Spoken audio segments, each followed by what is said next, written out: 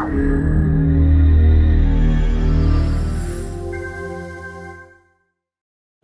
I'm Deanna and I did my Maths and Electrical Engineering Bachelor's at QUT. I guess because I finished high school a few years earlier than most people, I didn't have so much of a plan of what I was going to do for a career, but I knew that I loved maths. So I decided to do a Bachelor of Maths, but since I had some extra time, I would pair it with something else, and engineering caught my attention, though I hadn't really heard of it before. If you do the two degrees together, then they give you electrical engineering as the major in engineering degree by default, which turned out to be really perfect for me because I love the way that the two degrees interacted in that they both kind of kept me interested in the other one because they really complement each other in that way.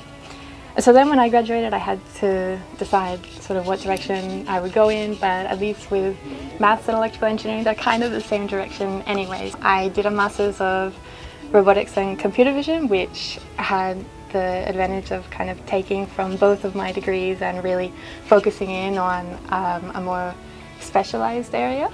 And with that, I was able to see how I had a different mindset compared to the other students, based on having studied the two different degrees. Now I have finished my Master's, and in the time I've been able to work on a range of different projects. In undergrad I was doing a brain-controlled car for use on paralyzed patients potentially, and after I graduated I worked in medical electronics for use in developing countries to diagnose pneumonia. And in my Master's I worked on a robot. So the project that I was working on with the Now robot was at EPFL in Switzerland to develop the first robotic partner for children with handwriting difficulties. So children could actually teach the robot how to write. So for children with handwriting difficulties, rather than being told, no, not like that, now they can be in the position of a teacher instead for their motivation and self-esteem.